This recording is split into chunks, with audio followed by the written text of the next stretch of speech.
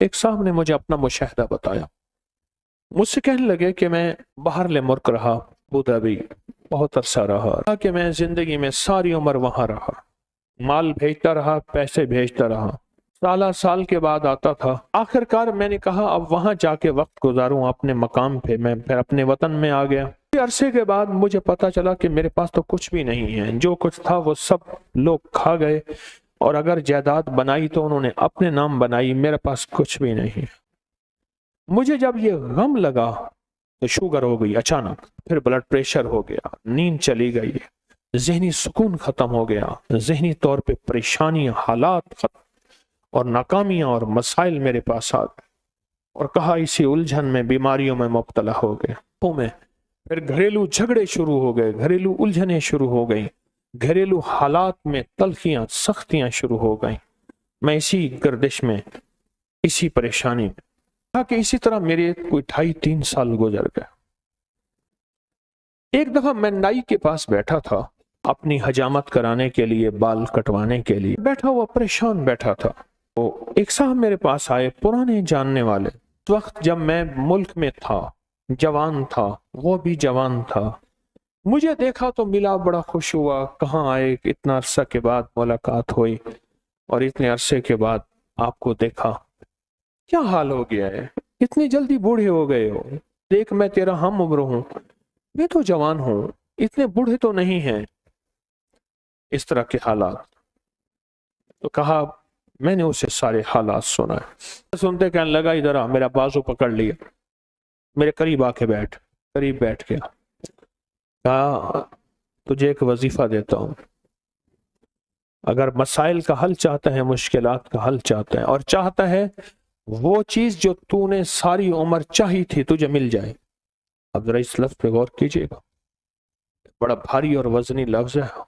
वो चीज जो तूने चाही थी सारी उम्र और तुझे मिल जाए, तो एक काम कर, सिर्फ फजर की नमाज के बाद सिर्फ 121 बार या लतीफो या वदूद तो पढ़ बस।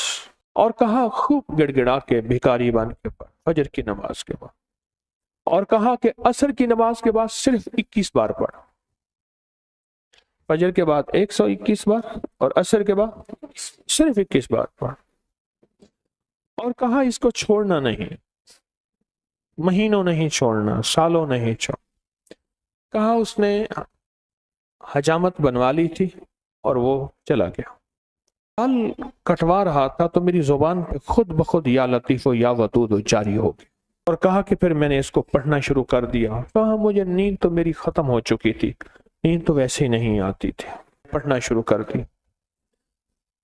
कहा, चंद ही माह पढ़े थे, सबसे ज्यादा जिस बंदे ने अपने नाम जायदाद करवाई थी वो मेरा सगा भाई था। भाई के नाम पैसा भेजता गया और वो जायदाद लेता गया। जब मैं आता था वो कहता था ये तेरा है, ये तेरा है, ये तेरा है, और मैं खुश होता था। कहा, मेरे पास आया, फजर के वक्त मैं तस्बीह कर रहा था।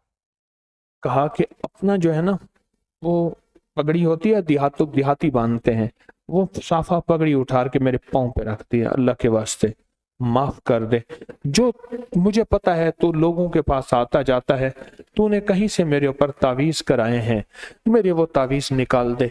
तू जो कहेगा मैं कर दूंगा, तू जैसे कहेगा मैं कर दूं, मेरे वो तावीज निकाल। मेरे तन बदन में आग है, मेरी जिंदगी में परेशानी है, मेरे घर में बीमारी है, मेरे घर में दुख हैं और तकलीफें हैं, मुश्किलात और मसाइल हैं, मेरी जिंदगी सख्तियों, पता नहीं क्या क्या मुसीबतें उस बेचारे ने बताया। मैं हैरान हुआ, मैं खामोश हो गया। कहा कि खुद ब खुद गया और मेरी आधी से ज्यादा जायदाद उसी के पास थी और मेरे नाम करा दी हर चीज। कहा कि बस मैंने अब तक इसका किराया खाया है, इसकी आमदनी खाई है, बहुत खाई है, बहुत खाई है। पिछली माफ कर, तेरे नाम कराने में जो पैसा लगेगा वो भी मैं दूंगा, बस तू कबूल कर अपनी नेमत, अपनी चीज, मुझे मेरे लिए वो तवीज निकाल। और कहा कि मैंने वो मुझे दे दी उसने। मैं तस्बीह पढ़ता रहा और तस्बीह पढ़ता पढ़ता एक दफा फिर आ गया कि मेरे साथ बैठा और कहने लगा, मुझे सुकून मिल गया है, तेरी मेहरबानी है, तूने तावीज निकाल दिए हैं, अब मेरी जिंदगी में राहत है और मेरी जिंदगी में चैन है। اور کہا مجھے اس تسبیح کا ایسا یقین ہوا کہ بس پھر میں نے کہا اب تو میں نے چھوڑنی نہیں.